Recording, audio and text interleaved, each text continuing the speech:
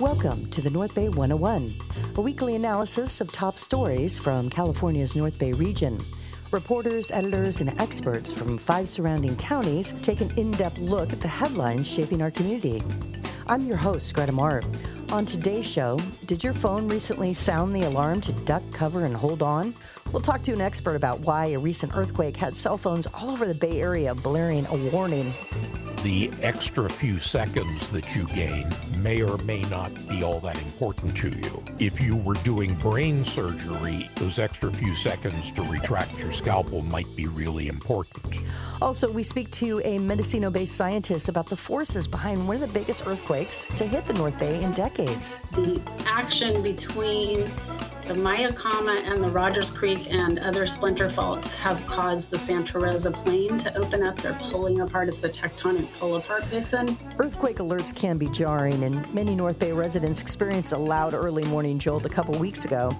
We speak with Art Baderell, a retired warning specialist with the California Office of Emergency Services. We started our conversation by asking him to explain, in easy-to-understand terms, how the emergency alert system works.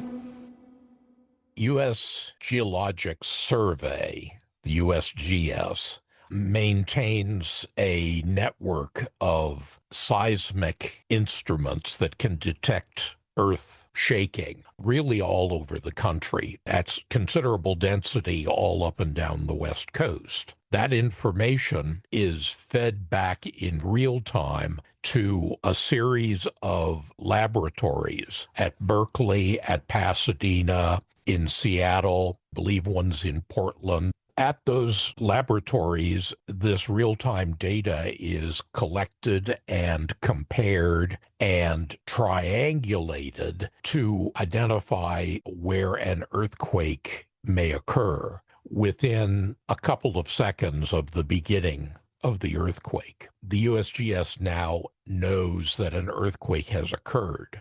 They then have a program called Shake Alert, which integrates a bunch of different delivery systems to get that information out to the public. The operating theory is that our modern electronic communications can communicate about an earthquake faster than the earthquake shaking waves can travel through the ground. And so the shaking of an earthquake travels across the surface of the earth from what they call the epicenter at 5 to 7 kilometers per second. That means that if you can deliver an earthquake alert within a few seconds, a lot of people, other than those who are unfortunate enough to just be standing right over the top of where the earthquake fault ruptured, which is what we mean by the epicenter, those people can get a notification before the shaking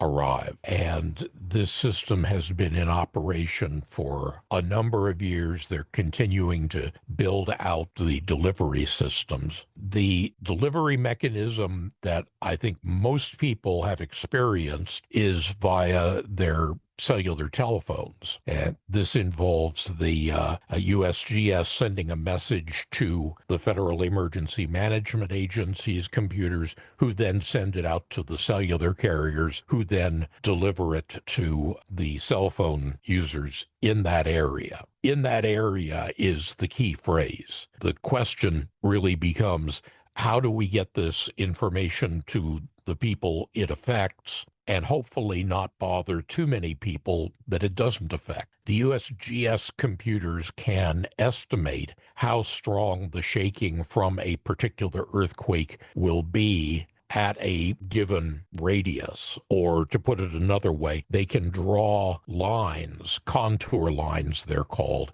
around the earthquake center, indicating how far out strong shaking will occur, less strong shaking, barely perceptible shaking, and then the cellular telephone system delivers that information to your cell phone. Now, because your cell phone in the Berkeley Harbor went off, that indicates that you were within one of those contours where the shaking would be above a particular threshold that they've set. And then your cell phone, because it knows where it is, it's got a little GPS chip in it, it can look at those contours and say, am I inside the contour or not? And if the cell phone is, it will then show you the alert.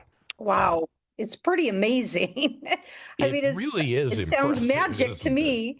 Yeah. Well, and is this just all computer programming, or is this what people know as AI? I mean, how does that all work? The basic maths that are used to compute these contours and to look at the seismic signals and I guess they do the triangulation to locate where they're coming from. That stuff has been in existence for quite a long time. Computer capabilities have grown to the point where they can do this processing in what we call near real time, which is to say within a few seconds, fast enough that it can be useful. I am sure that the folks at the USGS are using AI to continue to improve that, but really this technology predates AI. It's just high performance computing. And how were you involved with the Office of Emergency Services for the state? Were you involved in bringing this technology? What did you witness while you were working with the Office of Emergency Services? State OES, the Governor's Office of Emergency Services, obviously had a great interest in how this information can be used, not just to warn people on their cell phones, although that's very important, but to do things like automatically rolling up the equipment bay doors at fire stations, because there's a notorious problem where fire station buildings warp and then the doors get jammed and you can't get the fire truck out. So they wanted to be able to mitigate that.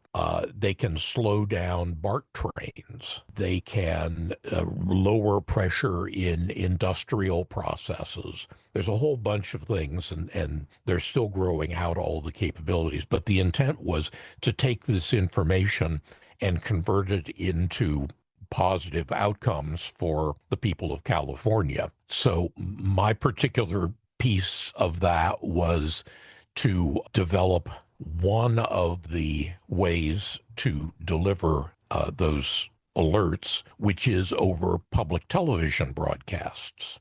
Go ahead and explain for folks. Well, ever since public television went digital, went to high definition TV, they have had a policy of donating a certain percentage of their total data capacity for public safety uses. And one of the things that has been done with that is that the Association of Public Television Stations at the national level, the California Public Television Broadcasters Group, have made transmission capability available for those shake alert signals to go out over their TV transmitters. Now, why would we bother? Because as fast as the cell phone system is, the TV broadcasts are very much faster. As we discussed, fast is the name of the game. So we're talking about I'm watching TV and suddenly it goes, "Wah,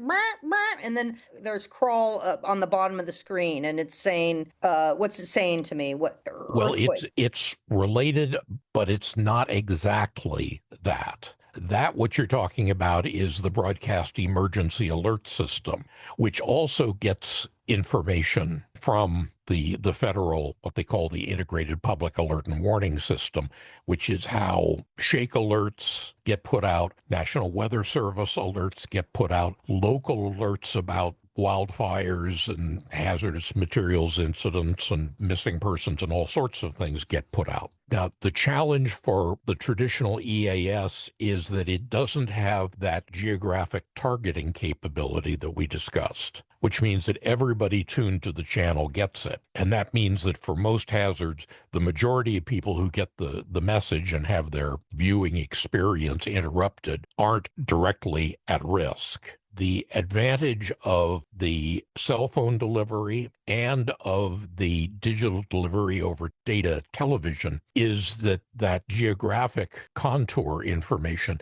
is included, which means that your device at home, be it a cell phone or be it a datacast, a TV datacast receiver, can filter out messages that don't apply to your location. So the TV datacast that we're talking about here is invisible. It's just embedded in the huge fire hose of data that is a digital TV signal, but with a little, I don't know what they cost, $50, something like that, receiving device. You can pull those messages out and use them to sound an alarm in your living room, sound an alarm in your office, in the hospital operating theater, close a relay that will open the firehouse doors, and so forth and so on. But people would need to get that device. Like, should I get one of those for my newsroom so that I feel like I'm going to get it on my cell phone anyway? Well, you probably are. You may not need it, and the extra few seconds that you gain may or may not be all that important to you. If you were doing brain surgery in your newsroom, those extra few seconds to retract your scalpel might be really important. I'm guessing you don't do a lot of that. No.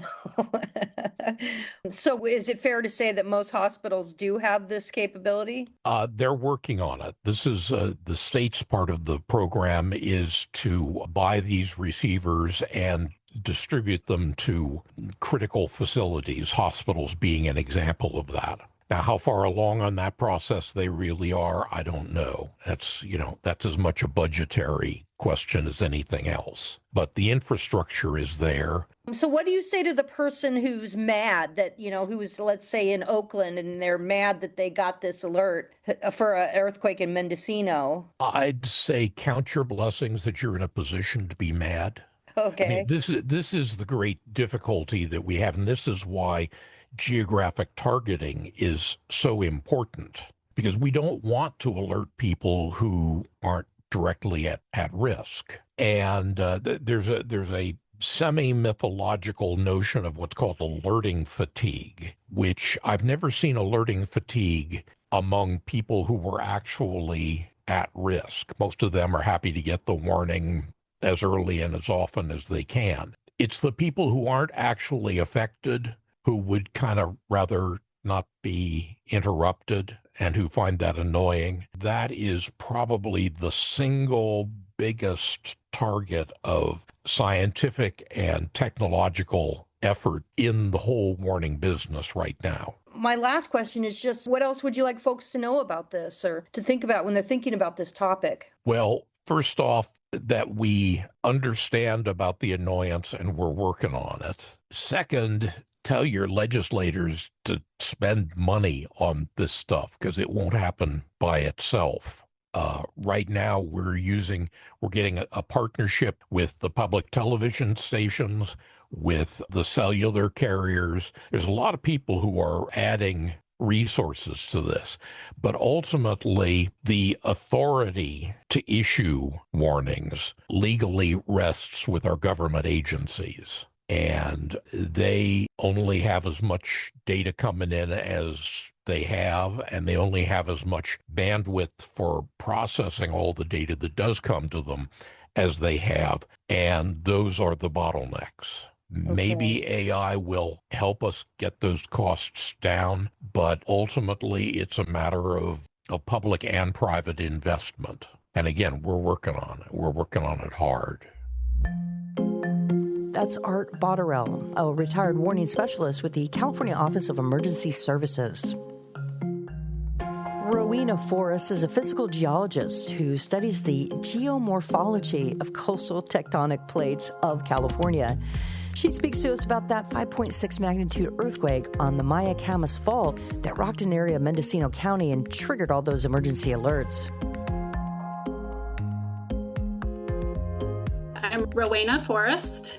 I am a physical geographer, and I study the tectonic geomorphology of California, in particular the coast. What does your job entail? I study the physical systems of the Earth, and in particular, it does entail a lot of geologic study, of course. That's the underpinning of it. And my main focus is tectonic geomorphology. Geomorphology is the study of landforms and the landscape, the shape of the land and how it got that way, the evolution of it, and the forces that are affecting it and shaping it. In California and on the California coast, that is tectonics is a major factor in that. And so that's mostly what we're talking about today and mostly what I study. As a geographer, do you, when it starts shaking, are you like, oh boy, or are you, what's your first thoughts when you, because it's your whole work. I mean, it's exciting to you, right? Or no? It is in my whole life. I mean, I've had experienced many in my several decades on the planet here in central and northern California, including Loma Prieta and Coalinga and all sorts of earthquakes, Napa, all of them.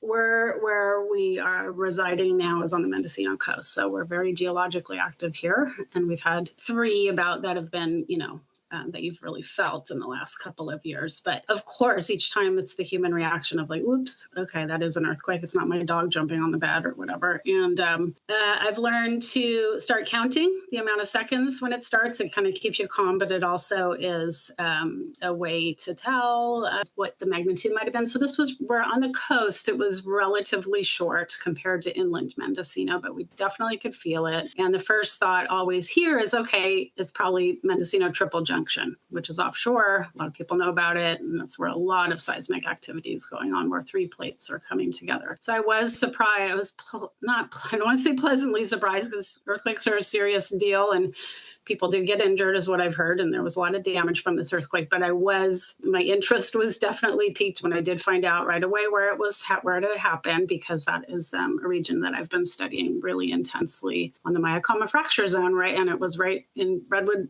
Valley, Upper Redwood Valley, where I had just been. Then I just got to work on figuring out where it was exactly and the magnitude and what was going on and how people were doing over closer to it. Okay, got it. So let's talk about that. Tell us more about where the epicenter was in the geology of it all. Right away, I realized it was most likely within the Mayakama fracture zone. First, I'll answer your question. The epicenter was in Upper Redwood Valley, a few miles north of where the road, it's hard to say, like from 101, I think people calculated it was about 11 miles up Redwood Valley, about 4 miles up where the main road, West Road, which runs northward through the valley, which traces tectonic faults, splits onto Tom Key Road. And then you wind up into the hills, and like a lot of Mendocino, there are people living there. It's rural residential area way up in there. And then it gets very rural as you head further north into the mountains. But the epicenter was about 4 miles up Tom Key Road and right next to a Buddhist monastery and a few houses. So it was pretty close to town, to Redwood Valley. So, yeah. That's not where the 3 tectonic plates come together. Tell us what a fault is, because of course I've heard of the San Andreas fault. I'll start from some basics. The Mendocino Triple Junction is where the plates all come together north of here in Humboldt County offshore, and Cape Mendocino, when you look at a map of California, sticks very far offshore. It's the furthest point offshore of California, and you can see the bulge in the state there, and that is because of tectonic plates coming together right there, the Pacific, the North American, and the Juan de Fuca. It's actually the Gorda Plate, which is a small little subplate of the South Juan de Fuca Plate. And so they're all, colliding there and rubbing against each other, and it causes a lot of seismic activity. The San Andreas Fault is bordering most of the state of California, and it's just branches off south of there. The Mayakama Fault is a sister fault of the San Andreas Fault, a direct parallel sister fault within the greater San Andreas fracture zone, which takes up most of the state of California. But some faults take up as much, if not more, activity or express more activity than the San Andreas itself, and the Mayakama is one of those. The Mayakama is east of the San Andreas Fault, and it runs from Sonoma County up into southern Humboldt County or northern Mendocino County up the 101 corridor. It's a very active fault. It's a very new fault. It's very young. It's evolving. They're all evolving, but it's really young. It's about 3 to 8 million years old. Starts in the hills between like Mark West Springs, between basically St. Helena and Fulton. and heads north from there. You can really see it on the map when you look at a topo map. If you look at the 101 corridor and you look at Ukiah, Cloverdale Valley, Ukiah Valley, all the way up to Laytonville, you're looking at the Mayakama fault zone, fracture zone. And it's a highly fractured fault zone, very, very active. And this earthquake happened on a strand of the highly fractured Mayakama fault zone. And fractured means there's many, many subfaults and splinters coming off of it. Is that why the geysers geological field is there? Of course, it's right there, isn't it? And that's a really astute observation. And the Mayakama is also a very deep fault. It's a very, very deep fault, goes deep down into the crust of the earth, down into the lithosphere, deeper than the San Andreas in Northern California. So they feel like it really is the primary boundary between the Pacific and North American plates. It is also a border with an area of thinner crust known as the slab window. This is the simple version. That is an artifact of the triple junction as well. It's an area of upwelled magma, basically, that's close to the crust of the earth, closer to the crust of the earth than other areas that have thicker crust nearby. And this is being dragged along and created by the triple junction, basically. So what do you see? You see geysers, hot springs, volcanic forms on the landscape, such as the Clear Lake volcanic field. So yeah, it's all connected. Wow. It's a border to that. And that's probably why the Mayakama is super active. Not many, many large earthquakes, as we're learning. The large earthquakes are relatively pretty rare on the Mayakama, but many small and undetectable earthquakes are happening. I don't want to say all the time. That would be scientifically inaccurate, but it's a very active fault with lots of swarms and clusters of earthquakes all the time up and down it, including a phenomenon called fault creep, which it's gotten a lot of attention lately. It's where, like in Hayward and up in Willits, you can see cracking sidewalks and stuff because there's sort of continual movement of the surface in areas where it's imperceptible to people as you're going about your daily business, but a lot of cracking of the faults, movement, just steady movement. So it's a very sort of a loose, fractured, jiggly system, basically. And it's more so than the San Andreas fault. Okay. And so I heard it was like the biggest in 40 years. Is that true? Or tell me about how frequently big ones like this happen. My understanding, it's actually much longer than that. Larger earthquakes don't occur. This is considered a large earthquake, don't occur as frequently on the Mayakama as other faults so far in our lifetimes. There have been a lot of seismic, like paleoseismic, meaning ancient seismic activity down that you can see when you dig trenches. There's been a lot of paleoseismic trench studies done, not a lot, but a few at least, on the Mayakama, concerted efforts to say, okay, how active is this system? They figured the last large earthquakes and probably in the 7-6 magnitudes, maybe larger. I don't want to say that.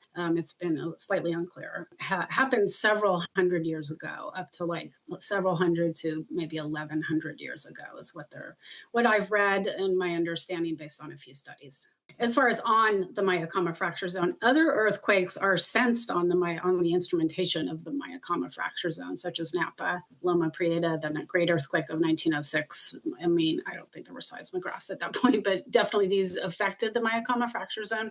But as far as an earthquake emanating from a fault on the Mayakama, this is the largest one in several hundred years, is my understanding. So does that mean that it's good because, some pressure was relieved and now we don't have to worry about another big one? Or is that, I know it's no way to predict these things, but right. What does the science show? Nobody can predict it, including seismologists and scientists. The record shows that they are infrequent every hundreds of years, but it doesn't say there can't be one right now or tomorrow.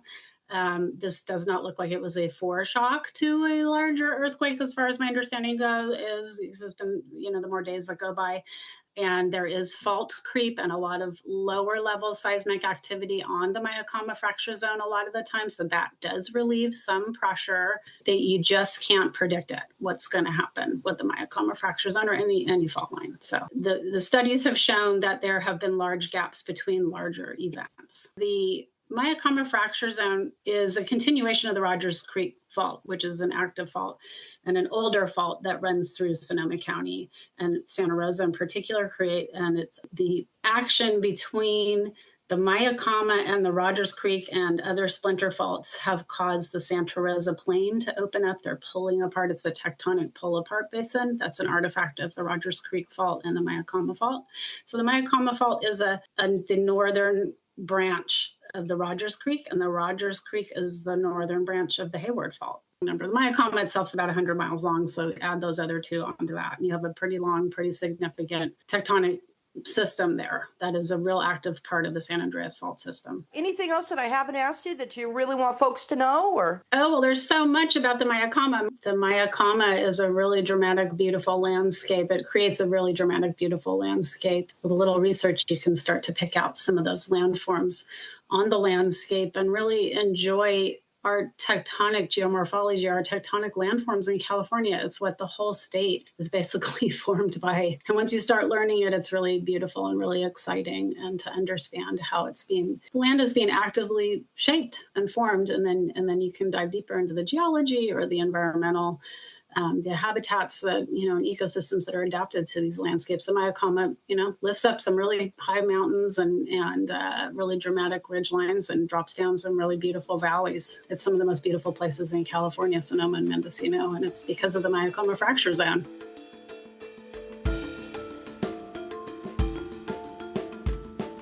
Find out more about Rowena Forrest's work via her column in the Mendocino Voice and at calgeology.net.